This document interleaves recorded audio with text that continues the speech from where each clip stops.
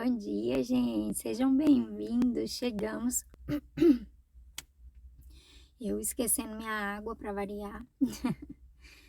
Então, hoje a gente está no capítulo 7 de 1 Crônicas. E hoje a gente vai falar aí sobre os descendentes de Issacar, de Naphtali. E é um capítulo pequenininho, não tem muito o que se falar. Vamos deixar o Espírito Santo conduzir aqui. E aí no final, se a gente tiver tempo, eu vou bater um papo com vocês de uma coisa que eu tô precisando saber. Vamos começar orando. Amém, Deus. Queremos te agradecer pelo dia de hoje. Convidar o Senhor para estar presente em todo o nosso dia. Em nome de Jesus, nós dizemos: Tu és bem-vindo no nosso meio, na nossa casa, na nossa vida, no nosso trabalho. Que o Senhor possa estar fazendo as Tuas obras, Deus, em nós e através de nós. Em nome de Jesus, nós nos colocamos mais uma vez, Deus, disponíveis a Ti, com os nossos corações, mentes e ouvidos. Em nome de Jesus. Amém? Vamos lá. Tem uma pessoa aqui circulando. Estranho. Enfim, vamos lá, gente. Capítulo 7, versículo 1 vai dizer o seguinte: Issacar, pai de 4 filhos, Tolá, Puá, Jazube e Simrom. Tolá foi pai de 6 filhos: Uzi, Refaías, Jeriel, Jamai, Bissão e Samuel. Eles foram chefes de famílias do grupo de família de Tolá e foram soldados famosos. No tempo do rei Davi, os descendentes dele chegavam a 22.600. Uzi foi pai de um filho chamado Israías. Israías, os seus 4 filhos, Micael, Obadias, Joel e Isias, foram todos chefes de famílias. Eles tiveram tantas mulheres e filhos que os seus descendentes puderam fornecer 36.000 homens para o serviço militar. Os nomes dos membros de todas as famílias da tribo de Issacar foram escritos numa lista e havia 87.000 homens capazes para o serviço militar.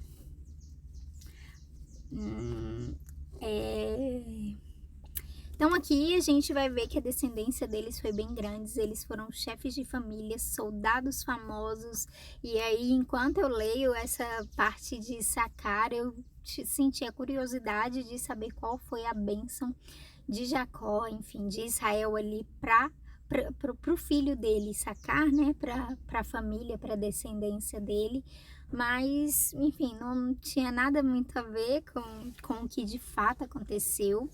Mas a gente vê aí que eles se destacaram, né, gente? Que eles foram realmente que Issacar, inclusive, pôde fornecer aí seus filhos para servirem o serviço militar, de tanto que tiveram. Então é isso. E aí no versículo 6 vai continuar dizendo: Benjamim, e agora vamos entrar na descendência de Benjamim de Dan. Benjamim foi pai de 3 filhos, Belá, Bequer e Jediael. Belá foi pai de 5 filhos, Esbom, Uzi, Uziel, Jerimote e Iri. Eles foram chefes de famílias do seu grupo de famílias e foram soldados famosos. Entre os seus descendentes havia 22.034 homens capazes para o serviço militar. Bequer foi pai de 9 filhos, Zemira, Joás, Eliezer, Elioenai, Onri, Jerimote, Abias, Anatote e Alemete. Na lista dos seus descendentes, família por família, havia 20.200 homens capazes para o serviço militar. Jediael foi pai de um filho chamado Bilã, que foi pai de 7 filhos, Jeú, Benjamim, Eude, Kenaana, Zetã, Tarsis e Aizaar. Eles foram chefes de famílias do seu grupo de famílias e foram soldados famosos. Entre os seus descendentes havia 17.200 homens capazes para o serviço militar. Supim e Upim também eram dessa tribo. Dan foi pai de um filho chamado Uzim. A gente vai ver isso lá em Gênesis 46, 23.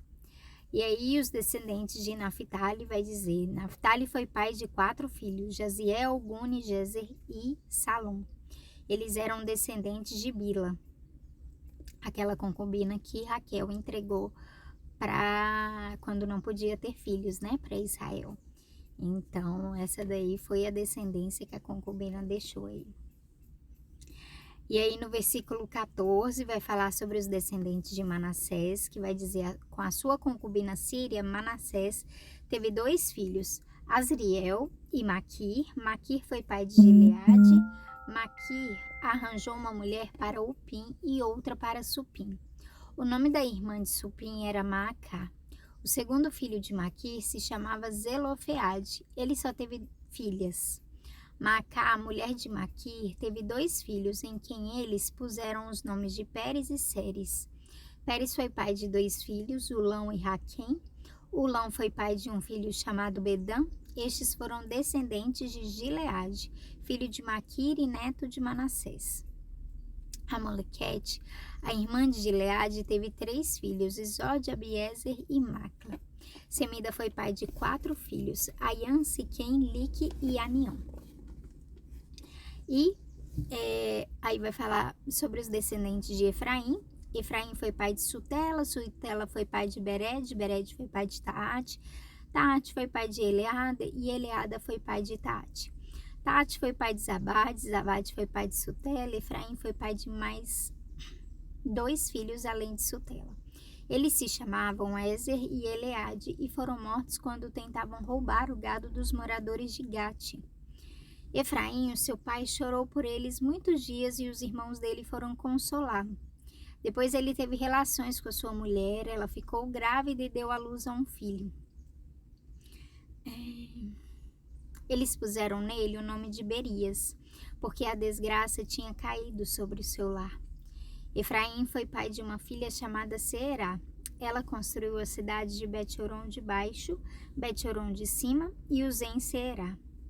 Efraim também foi pai de um filho chamado Refa. Refa foi pai de Rezef. Rezef foi pai de Telá.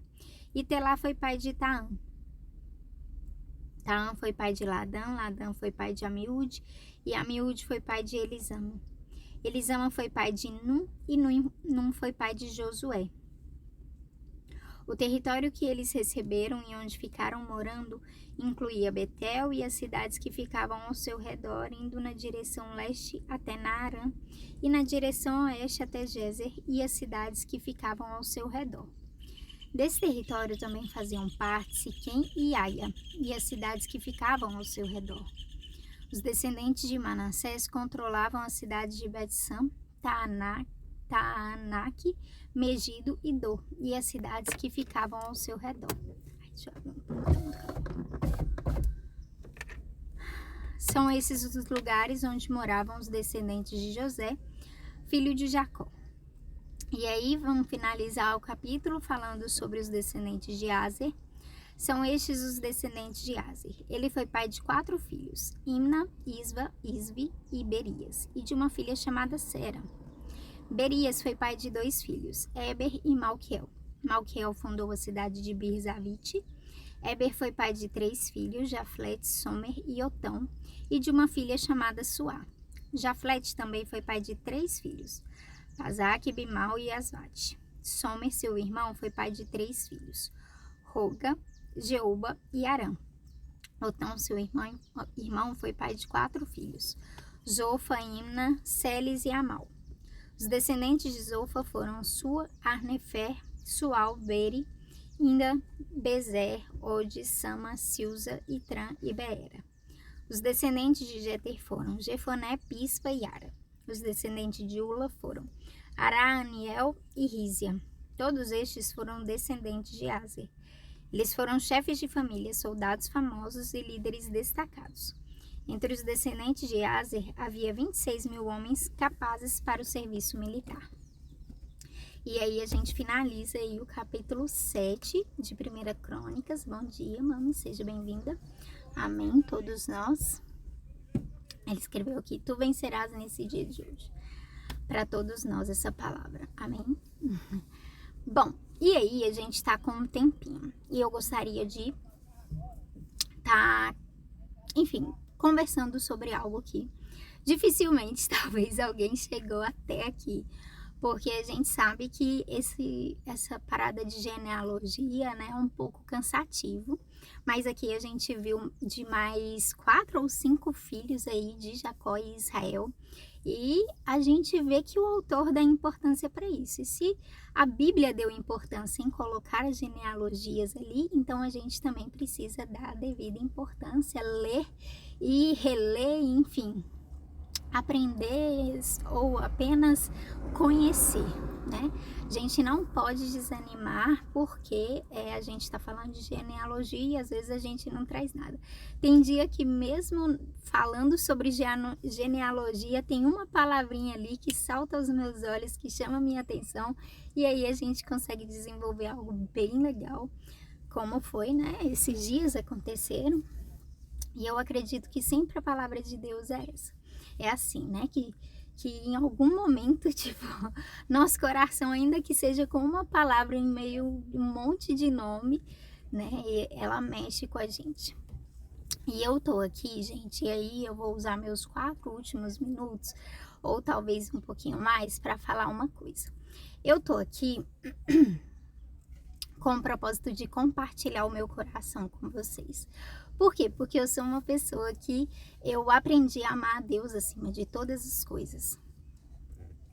E eu falo isso com propriedade. Eu falo isso e eu creio que vocês conseguem ver coerência naquilo que eu falo e naquilo que eu vivo, né? Porque eu não dependo de muita coisa, eu não tenho tudo que eu quero, eu ainda não realizei os meus sonhos. E ainda assim eu amo o Senhor, e eu amo a ponto de tipo, saber que esse amor é um amor genuíno a ponto de querer passar adiante. E aí, beleza. E eu comecei as lives com esse intuito, mas também com o intuito de transformação, de querer que a gente... na verdade, eu comecei quando o presidente do Brasil ganhou. Por quê? Porque eu sei, sabe, que nem sempre os princípios, né? A gente vê que para cada rei era dada essa palavra aqui. Não essa, né? Era dada a lei de Moisés. Eles recebiam aquela lei e eles deveriam se pautar o governo deles nela. Porque aquela era a palavra de Deus. E hoje, talvez a gente não tenha condições de ir até o nosso presidente e entregar uma palavra. Mas eu posso entregar para as pessoas que estão aqui. E eu sei que você tem a capacidade de mudar onde você está. E a minha intenção, gente, até porque eu mesma me saboto muitas vezes. Eu não peço para compartilhar, porque eu sei que nem sempre as pessoas querem ouvir toda a palavra de Deus. Às vezes as pessoas querem ouvir porções específicas das quais vai ser bom para elas, das quais vai falar sobre bênção, ou vai falar sobre, enfim, uma característica necessária que ela está precisando ali. Às vezes a pessoa não quer ouvir genealogia, às vezes a pessoa não está interessada, e tá tudo bem.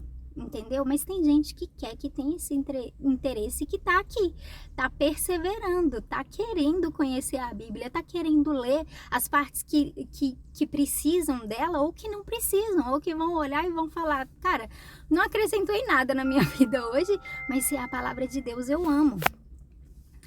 Então eu tô aqui no intuito de compartilhar. Mas, tá, tem só um minuto agora. Mas, e aí no início deu super certo. Ano passado todo, tinha visualizações das quais para mim são suficientes. Que eu falo, cara, se tá alcançando esse tanto de pessoas, se essa pessoa entender e replicar um pouquinho, cara, é exatamente o que eu queria. Então era ali em torno de 30 a 70 pessoas que aparecia de visualização. Depois eu parei de olhar porque realmente eu não estou interessada, assim, a gente fica interessada, mas não é o meu fim, não é o meu objetivo ficar querendo números e números e números sem qualidade. E aí ontem eu tô passando, eu tô procurando na verdade minhas coisas salvas para eu repostar algo, só que aí eu comecei a olhar minhas visualizações e tava tudo zerado. E eu falei: "Uai, o que que aconteceu? Não tem ninguém assistindo?" Tem ninguém assistindo, sendo que todos os dias tem curtidas. E eu falo: "Uai, será que as pessoas estão só curtindo só para dar moral ali, só para falar: 'Ah, parabéns, você tá falando da palavra de Deus, eu vou só curtir e vou passar'?" E eu fiquei olhando e eu não entendi, porque isso já faz algum tempo e tá 0 visualizações por muito tempo. Então eu fiquei: aí não faz sentido. Aí já não faz mais sentido. Tipo, 0 visualização não faz mais sentido eu continuar falando aqui pra parede ou pra minha mãe. Minha mãe me ouve todo dia, minha mãe não precisa. Então, o que que eu quero? Eu vejo sim. Pois é, então eu não sei se o Instagram, o que que o Instagram fala pra... E eu tô chorando, né? Mas eu, assim, eu não tô... Eu tô triste.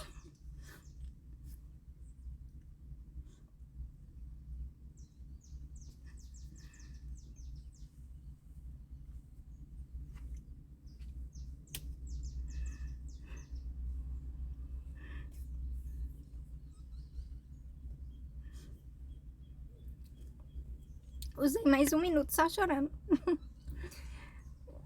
Mas assim, gente, é porque realmente eu quero saber, sabe? Quem chegou até aqui?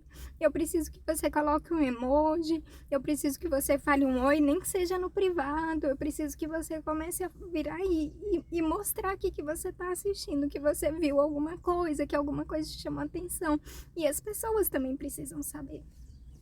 Entendeu? Eu não tô aqui atrás de muitos números, sabe? Eu não peço pra ninguém ficar compartilhando e você pode compartilhar, sabe? Mas assim, eu falo às vezes que eu me saboto, até mesmo porque eu não tenho tempo de investir nisso daqui, sabe? O tempo que eu tenho é só esse daqui, gente. Eu pego, tipo, por dia, assim, eu pego de 2 a quase 3 horas de trânsito, sabe? Eu venho pro meu trabalho, eu tenho me doado e completamente pro meu trabalho. Eu fico o dia todo, então assim, eu chego em casa um pouco desgastada e eu ainda vou preparar, eu vou orar, entendeu? Então assim, é uma coisa que demanda tempo que eu poderia estar fazendo outra coisa pra mim. Então eu gostaria de saber se você ainda tá aqui, sabe? Se você tiver, então a gente vai continuar, eu vou continuar, mas se você não estiver aqui, se eu estiver falando sozinha, então não faz muito sentido pra mim continuar, entendeu? E é isso. Eu não tô chorando porque... como é que se diz? Porque eu tô triste por algum... Né? Porque, ai meu Deus... ninguém, tipo, tadinha dessa menina. Não, é só porque, tipo, eu tô com um objetivo e ontem eu fui ver e eu fiquei triste com isso, entendeu? Eu fiquei, poxa... será que, tipo, não tem ninguém vendo? Não tá... Sabe... Se eu não estiver alcançando o objetivo, pelo menos eu dei o meu passo, sabe? Pelo menos eu tentei. Então eu tô muito contente com a minha jornada, sabe? Com o que eu me dispus a fazer. Mas, tipo, se não tem ninguém aqui, então tá tudo bem também. Sabe? Eu acho que quem perde é o mundo. Porque a palavra de Deus é maravilhosa, não é sobre mim, gente. É sobre a palavra de Deus. Amém. É isso, gente. Passou muito do nosso horário. Então eu vou parando por aqui. E é isso. Deus abençoe. Se você tiver aí ainda, dê um alô, por favor. Faz um emoji, sabe? Mostra que você tá aqui comigo, então. Amém? Tchau, tchau, gente.